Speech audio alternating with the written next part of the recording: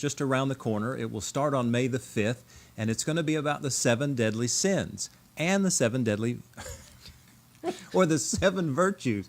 So we want to talk about the 7 deadly sins and the 7 great virtues that help us overcome those. So we're excited that you're here with us, joining us. So I wonder if we just introduce ourselves. I'm Daniel, one of the pastors here on staff. I'm Clay, one of the pastors as well.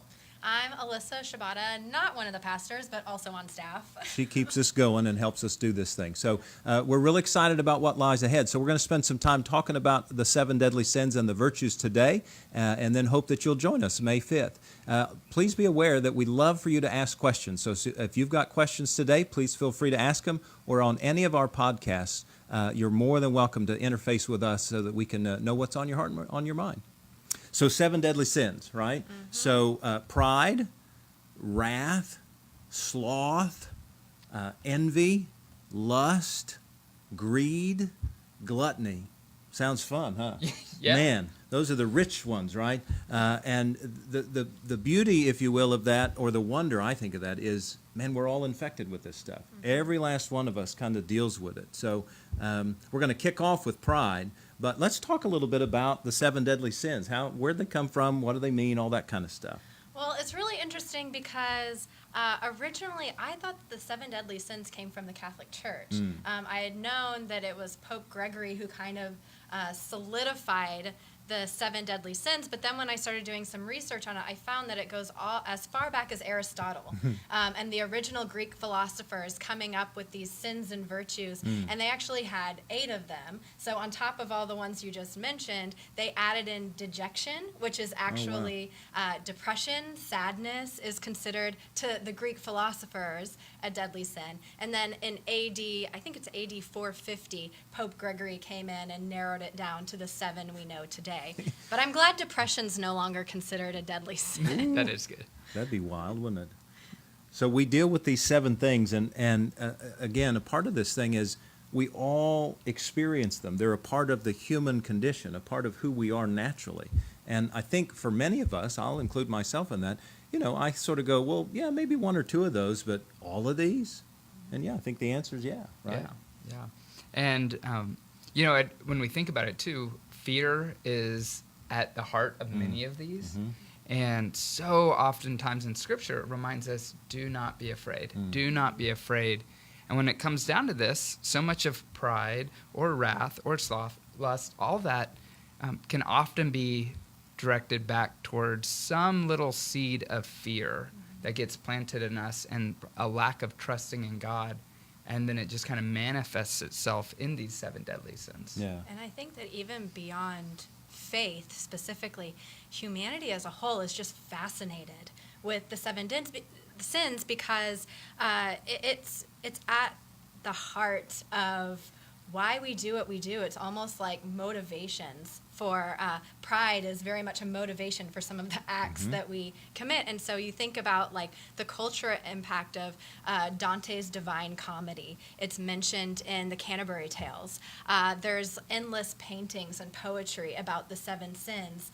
And I think it's just so interesting that it not only is core within our faith of understanding why we act the way we do, but it can help connect us beyond our faith. That's exactly right. And I think that's why we wanted to do the series, was to, this acknowledgement that it impacts every last one of us, this acknowledgement that it is who we are, and yet there's also this gift of the virtues that reminds us, golly, there are ways to kind of overcome these and or process them in positive ways.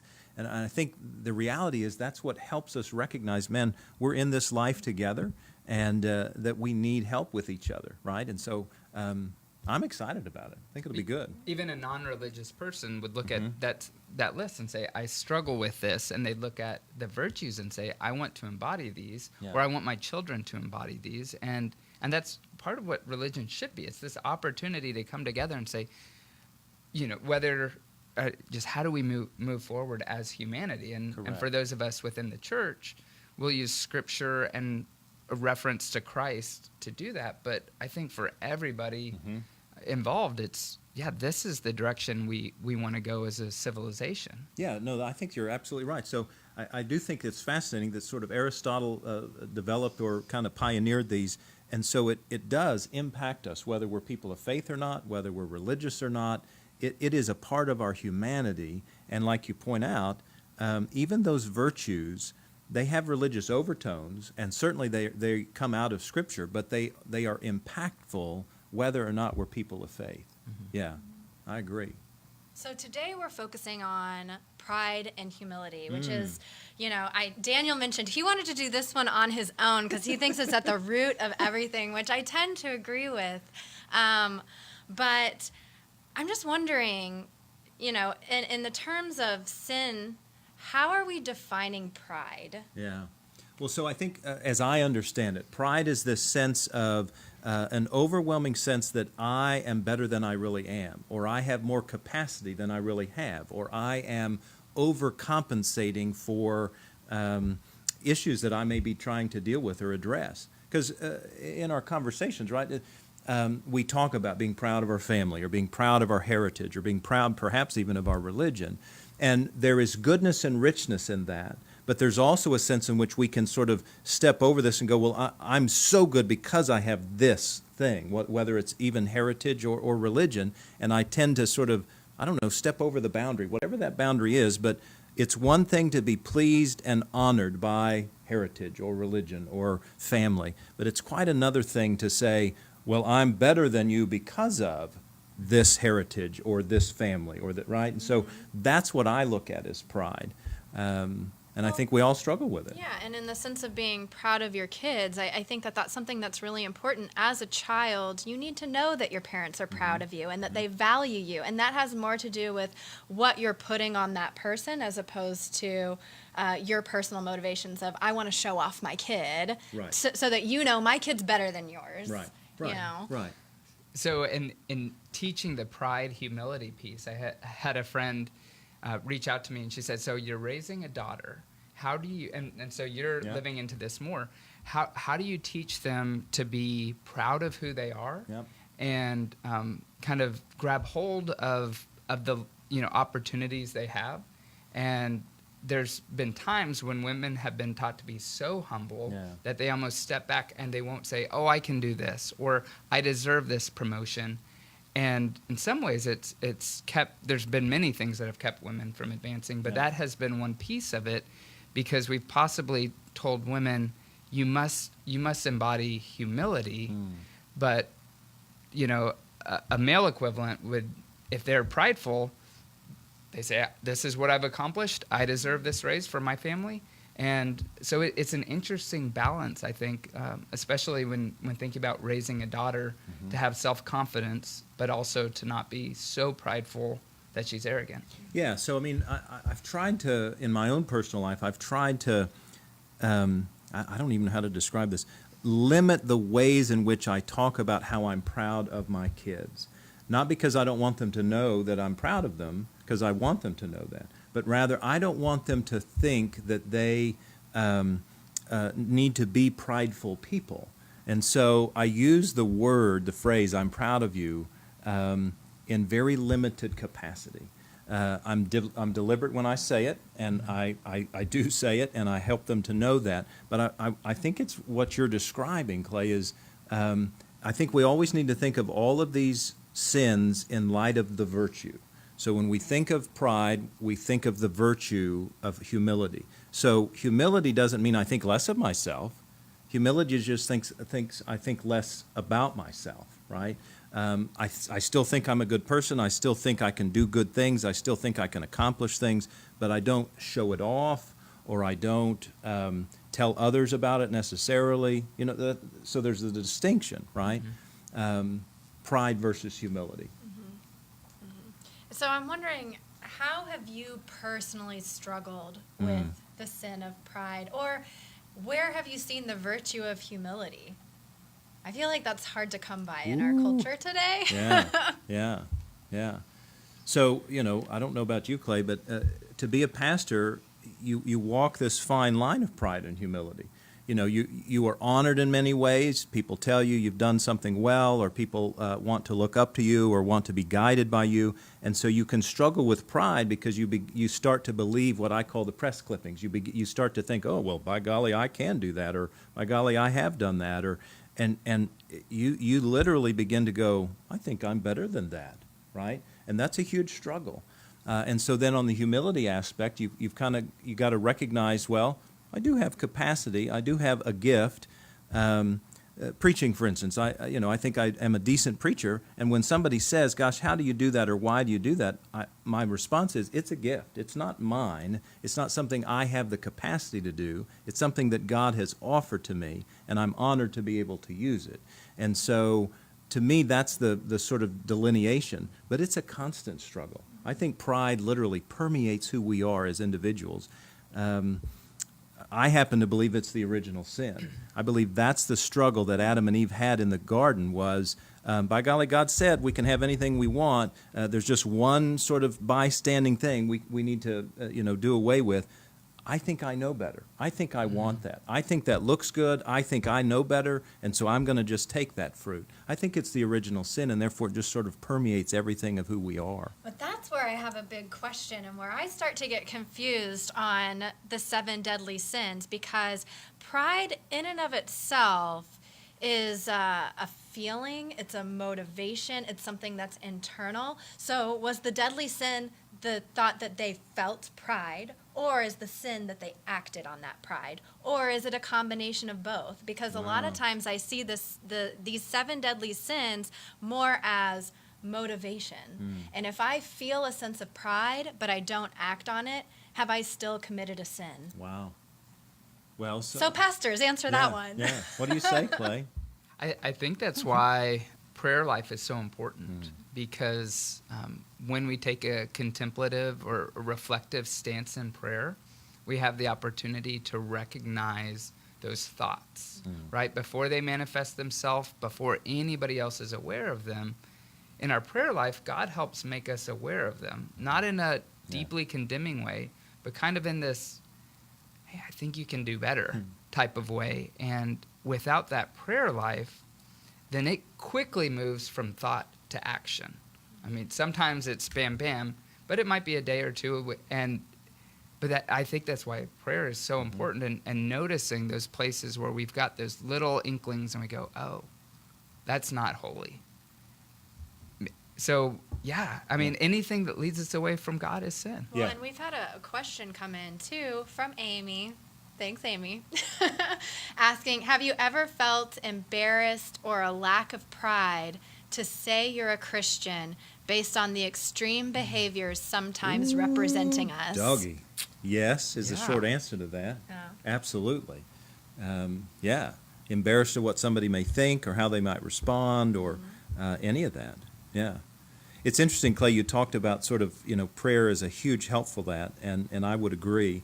I also think that we struggle as a society, as a people, I think, and maybe just the Western culture. I guess I'll limit it to that. The Western culture, I think, really struggles with owning weakness, owning a problem, owning something in me that's not quite either whole or right or best, and therefore that's a pride issue, right? It's like, I don't want you to know, or I don't want to talk about it, or I don't want to deal with it.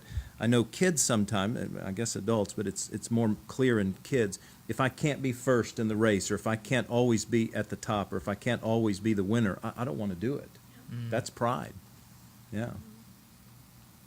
What else have we got here? Man, so a big question. I think we touched on it a little bit. How has the church been impacted? Church with a capital C. Ooh, How has the church been impacted by pride historically and recently? And I think that, one of the more personal side of it for me is that I think sometimes we have a tendency to become proud of our faith. Right. Which I kind of struggle with. So if someone doesn't practice the same faith as us, we say they're missing out on something, or we want to explain to them why our faith is better than their faith, why they don't really have the wholeness that we have. And I think that's personally why I struggle with evangelism, because evangelism to me often feels like pride. And it comes down to your personal motivation, which is what's so confusing about it, of like, maybe myself and another person could do the exact same action of evangelizing, but at the root of my action is pride, and at the root of their action is love. One of Yep. them is sinful and one of them isn't. Yeah. And I just find that so fascinating. But yeah, where does that pride in your faith, like, where's that line? Yeah. Well, man, you gave us two big questions, I think. Sorry. So the church, I think it goes all the way, personally, I think it goes all the way back to what I refer to as Christendom. When Constantine made the church the state religion, I think we started walking down the road of pride. And that was the 3rd century, right? And so that goes way back. And then obviously colonialization and the need to evangelize the world, where we forced other cultures, literally forced them, right? I mean, you're either going to die or become a follower of Jesus. Sounds like love to me, right? That's all pride, right? And I hope in the 20th and 21st century we started to learn those lessons a little bit with regard to that pride, which was you better become a follower of Jesus, otherwise we're just going to oppress you, right? That's horrible. But I think in modern day examples, golly, we saw it in the 80s when we had pastor after pastor, these big pastor churches pastors who, fell one after the other, including in Methodism, where, they felt so high and mighty that they could do anything and do no wrong, and then they obviously discovered they could, and that's pride too. But then you got into this other component that was more personal about sort of faith sharing. I wonder what you have to say about that. Yeah. I think sometimes that pride comes off as judgmental, right? And it's if you don't believe this, then I'm better than you. But I want you to believe it so we can be on the same page, right? Be as good as me. So you can be as good as me, right? And that's and pride in so many ways, right? I'm proud to be an American, but if you were born in Mexico, that doesn't make me any better than you. You should be proud to be Mexican, and so I think in our faith, there's that same opportunity to say, I love my faith, and this is what speaks to me about who Christ is and why I follow Jesus, because I find that Christ points me to these virtues. Yeah. But if I'm just being prideful that I have less sloth or wrath or pride, I mean, it's a facade, right? Because I'm just as in need of God's grace as anybody else. And so on that personal level, I think we just got to figure out how we admit that we those 7 deadly sins are very much a part of who I am, and those 7 virtues are something that only by the grace of God do I take any steps forward. So I think also in response to your question about sort of evangelism, I think of the virtue and how might that inform evangelism based on what you're talking. So humility is the virtue. And so if I'm evangelizing, that is to say I'm simply sharing the good news, because when all is said and done, that's what evangelism is. I'm just sharing the good news of Jesus. What it is I know about him, what it is he's done in my own life, I'm just sharing that. That's what real evangelism is. I think humility would say, I really want to know who you are first. I really want to know your story. I really want to understand who you are and how you are in your life. And I'm not going to say anything about Jesus. I'm just going to spend time with you. I'm just going to get to know who you are and what makes you tick and what brings you joy. And I'm going to do that for any number of hours, days, or months, to just share that, humbling myself to who you are, humbling myself to what Christ, I believe, personally would want us to do. And then at some point, I might share the good news, because I've developed a relationship with you. I better know who you are, and I've offered you the opportunity to share that before I do anything about who's Jesus, what he's done, what you ought to know, how this ought to, you know what I mean? Yeah. That's humility, and that's where the virtue can be real helpful. Well, we haven't talked about humility much. I think it's kind of hard to talk about. So what are some real-world examples of humility that y'all have seen recently? Well, I mean, I suppose it depends on what you mean by real world, but of course we just came out of Maundy Thursday, which was Jesus sort of washing disciples' feet, hanging himself on the cross, giving himself up for the cause of the world and for love. That, to me, that's real world. But in terms of modern day examples, man, I think it's everything from Mother Teresa, who gave herself over to kids and to communities, to CEOs who serve their employees and or serve their community, and literally that's a part of who they are. So I have another question, and I'm just full of questions. So I'm wondering, within humility, if humility is in its true essence, can you ever see it? Because it's a matter of the heart. Is it possible to witness humility, or once it's witnessed, has it been tarnished? Oh, man. I mean, you're going to ask a personal question, right? That's just a personal understanding. Yeah. I mean, there isn't an absolute definition to this, Yeah. but just what are your thoughts? I don't want to keep talking, Clay. Do you have a thought, or I can fill in the blank until you have your thought? Fill in the blank Yeah. right now. Maybe So- I should have given y'all my questions up Yeah. front, because they're kind of hard. So I don't believe it's tarnished when it's seen. I mean, again, with regard to our particular faith, I don't believe that the humility of Christ hanging on that cross was tarnished because we witnessed it. I think it makes it even more powerful. I think humility is one of those things. I remember this goes way back, I guess, to the 70s, but when the U.S. Supreme Court made a ruling on pornography, it said, we can't define pornography, we just know we know it when we see it. I think humility is the same way. It's hard to define, but you kind of know it when you see it. You recognize that in somebody they've got this, it's related to the word humus, which is dirt and sort of the earth. And so I think that's when we recognize that somebody is well-grounded and knows who they are, but are not prideful about it without, sort of going back to the sin. They just recognize that they're a part of the earth and they're just a part of this great connection that we all have. And when you see it lived out, you just witness it and you know that it's a good thing. Just feel it. Yeah. Such a fine line.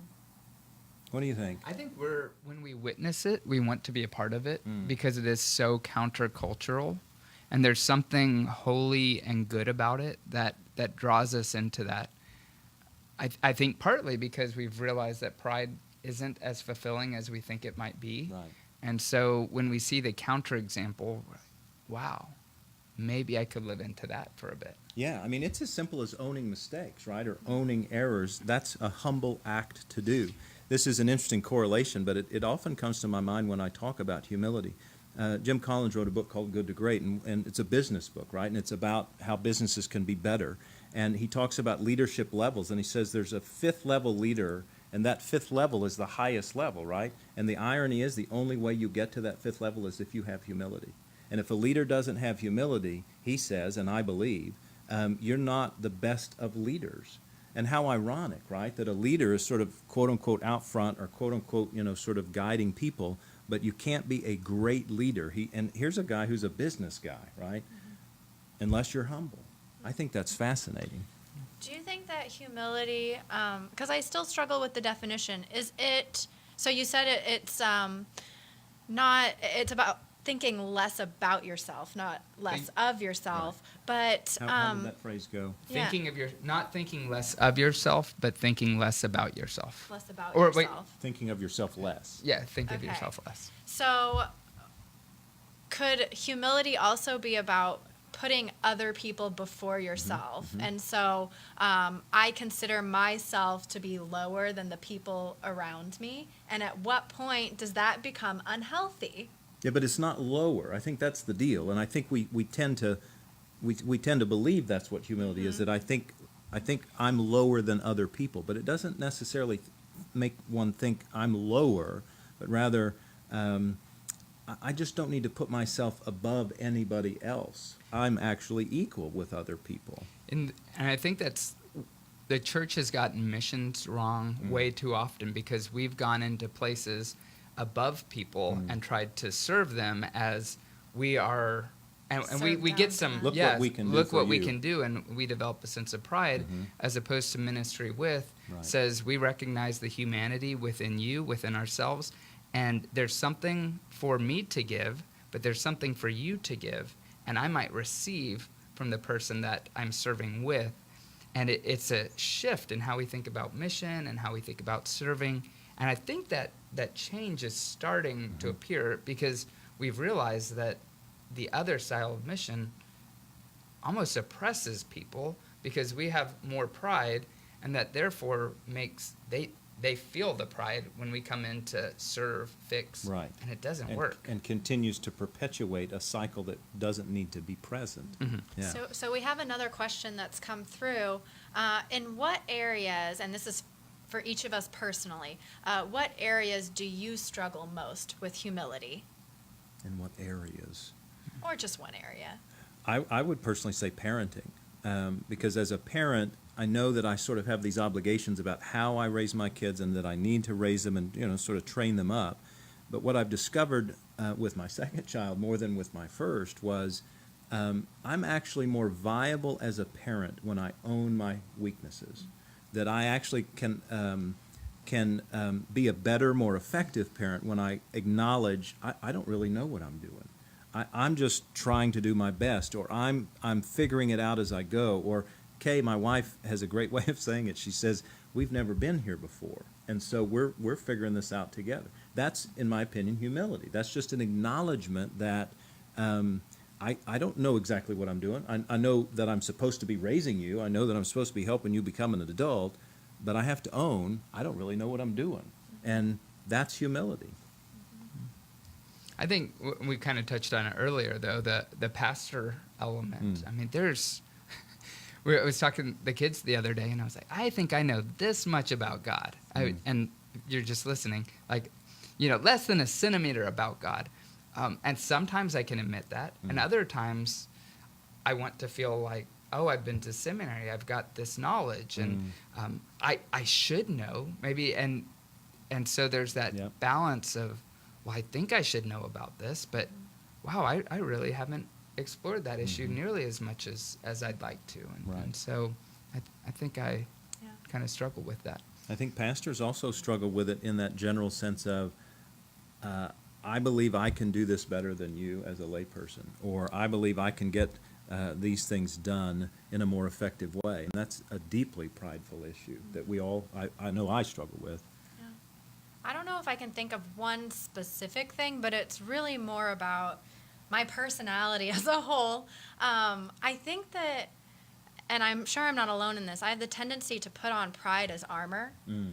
Of if I'm prideful, then I don't have to be vulnerable. And humility, I think that we so often see as weakness, as vulnerability, as admitting you don't know, admitting you could be wrong, all of these things. And I'm like, oh, well, I don't need you to see that side of me. I'm going to put on like all of this self-aggrandizing armor so that when you look at me, you see a strong 30-year-old woman who's got it all together. Yeah. Like, that's what I want you to see. I want you to see me as strong. And I think that that's a place of pride of like, your perception of me matters. Yeah. I think a cultural resource that I am fond of is Brene Brown's Daring Greatly, in which she really sort of acknowledges the very thing you're talking about. We are actually stronger when we're more vulnerable. We're actually stronger when we sort of acknowledge, you know what, I don't really have all my poo together. I wish I did, but I don't. And I love her books. I'd highly recommend that. I think that's where counseling is so helpful. And too often our culture doesn't want to admit that we see counselors or that we need to see a counselor. And I think, oh my gosh, we would all be better off if we all said, we all need a counselor because we've all got stuff to work on.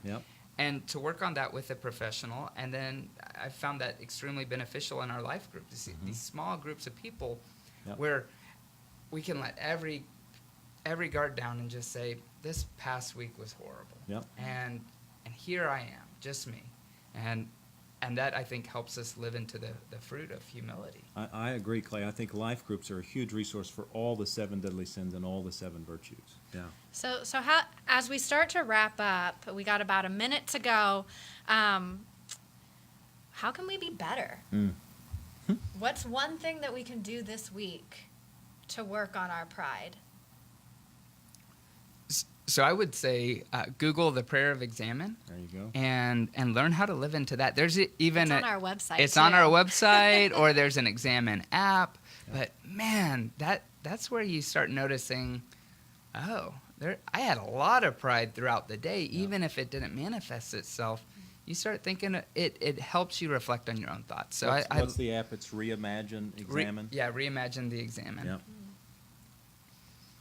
I think that for me, it's just when I feel proud of something, keep it to myself this week. Like, don't say it. And maybe that's the one thing I can work on. Don't post about it. Yeah, don't post about it. Keep it to yourself. There you go. Your kids are cute. There Keep you it to go. yourself. There you go.